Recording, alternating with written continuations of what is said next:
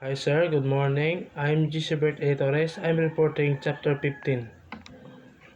Rizal Second Sorgio in the Paris and Universal Exposition. Paris in the spring of 1889 was bursting with a greatly and excitement because of the Universal Exposition. Difficulty of the Finding Quarters. Published Morgan Sucesos. Founded the three Filipino societies. Wrote for Telefono. Difficulty and the findings of quarters. March 1889, it was extremely difficult for a visitor to find living quarters in Paris.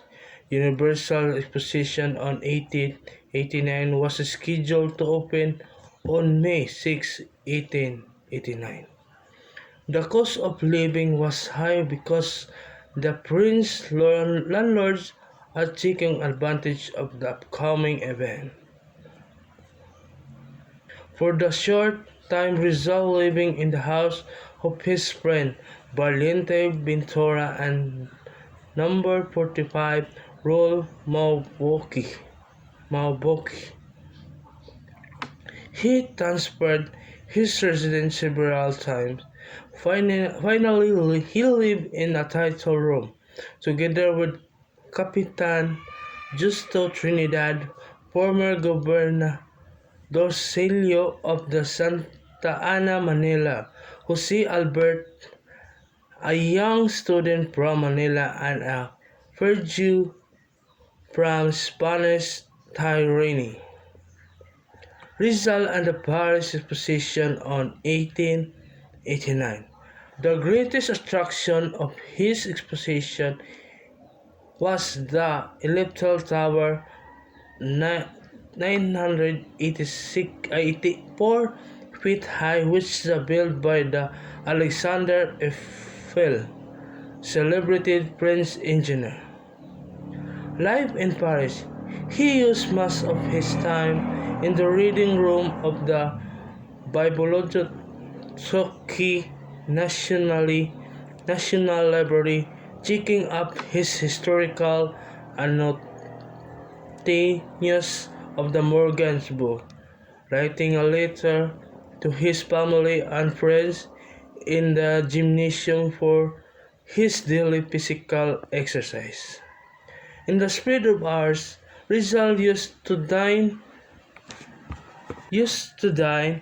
at the horns of the Talaveras and Venturas of the Bustage of Lonas.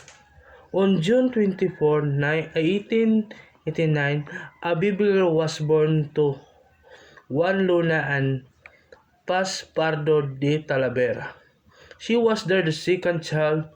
The first was a boy named Andres, whose pet name was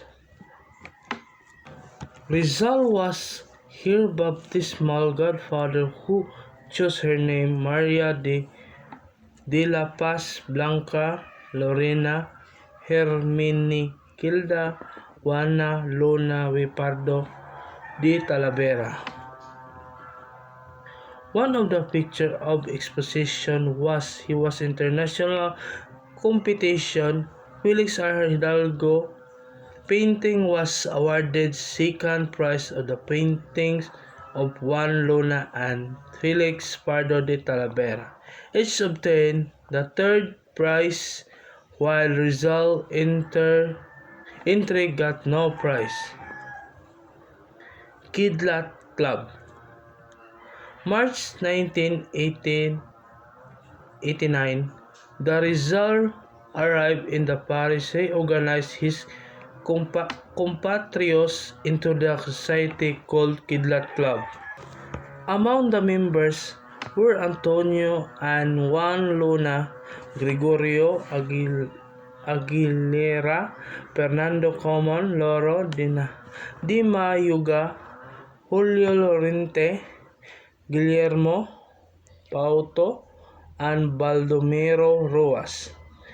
His aim was to bring together the young Filipinos in the French capital so that they could enjoy their sojourn in the Paris. Kidlat in Tagalog means lightning, and the same reason this club will last only during the exposition. It will disappear also like lightning, later dated March 19, 1889 in Blumentry. Indios Bravos. Rizal was enchanted Rizal was enchanted by the definite by the proud bearing of the American Indians who red-skinned by proudly reading their study poems elegantly dresses in their native attire and wearing their war feathers and paints. Thus was born of Indios Bravos. It released the Kidla Club. Its members of pledge of excel in intellectual and physical powers. They practiced and used the swarm and pistol. Result taught them judo and Asian arts of self-defense that learned in Japan. RDLM Society. The later RDLM are believed to the initial of society's secret names Redemption de los Malayos, Redemption of the Malays. Only a few result trusted friends became members of the society, namely Gregorio Aguilera, Jose Mabasa, Julio Lorente, Marcelo H. del Pilar, Mario Ponce, Baldomero Ruas, and Father Jose Machanco. Filipino Prize. The aim of society, as stated by Rizal, was propagation of all useful knowledge, scientific, artistic, literacy, etc., and the Philippines. International Society of the Philippinologists. The aim of the association is to study the Philippines from the scientific and historical point of view. President R. Ferdinand Blumentritt, Austrian. Vice President Mr. Edmond Blanchot, French. Councilor Dr. Reinhold Post, Anglo-German. Councilor Dr. Antonio M. Rigondo, Filipino, Spanish. Secretary Dr. Jose Rizal, Filipino. Unfortunately, their inaugural convention did not materialize because of the French government discouraged and holding of the conference by the private organization during the period international exposition. Project for Filipinos College in Hong Kong.